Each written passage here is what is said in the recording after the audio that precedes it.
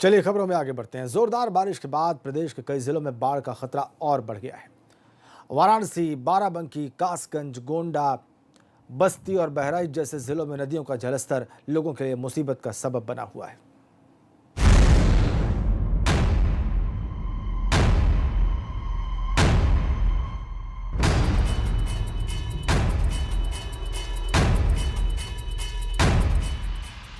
वाराणसी में गंगा का जलस्तर लगातार बढ़ रहा है और बढ़ते जलस्तर ने किनारों को अपनी आगोश में ले लिया है। मणिकर्णिका घाट पर शवदाह का स्थल बदल गया है। शवदाह को अब ऊपर करना पड़ रहा है, लिहाजा शव यात्रा में आए लोगों को घंटों इंतजार करना पड़ रहा है।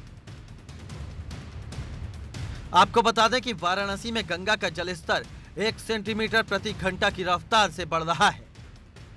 एक तो बढ़ा हुआ जलस्तर और ऊपर से सरकारी व्यवस्था की अनदेखी कहीं न कहीं आम जनता की परेशानी का कारण बन रही है। सबसे पहले हम आपको मणिकर्णिका घाट की तस्वीर दिखाते हैं। अब देखिए, हर तरफ आपको गंगा का जलस्तर बढ़ा हुआ, घाट के ऊपर शवदाह करना पड़ रहा है। शवदाह के लिए जगह कम पड़ गई है, लिहाजा जो शवयात्री आ रहे हैं उनको घंटों इंतजार करना पड़ रहा है और शवदाह करने में भी दिक्कतें हो रही हैं। लिहाजा अब मणिकर्णिका घाट भी दिक्कतों से भरा हुआ है।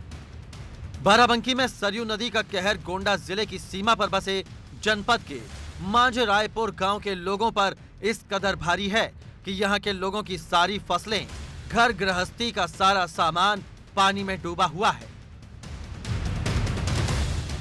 एबीपी गंगा संवाददाता सरयू नदी पार कर गोंडा और बहराइच जनपद से होते हुए बाराबंकी जिले के बाढ़ में डूबे गांव मांझरायपुर पहुंचे और वहां का जायजा लिया। वैसे बाराबंकी जिले की 3 तहसीलें बाढ़ से प्रभावित होती हैं, जिसमें से रामसनी घाट, रामनगर और सिरौली गौसपुर के सैकड़ों गांव इस सरयू नदी की बाढ़ से प्रभावित होती हैं।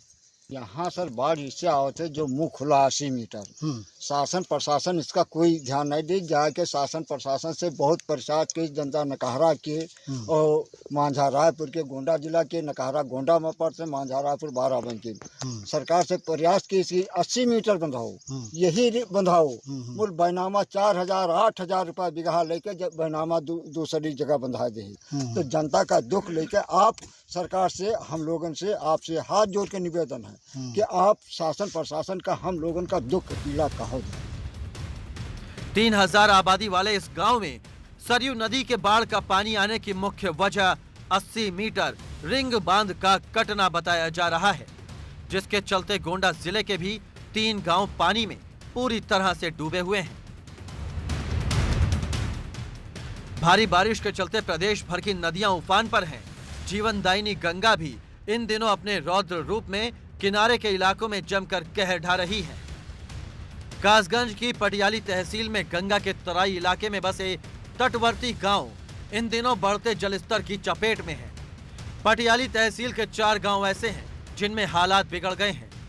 हजारों बीघा फसल बाढ़ के पानी में डूब गई है। गंगा नदी में बिजनौर बांध और नरोरा बैराज से छोड़ा गया पानी पटियाली तहसील के तराई इलाके के लिए बर्बादी का सबब बन गया है।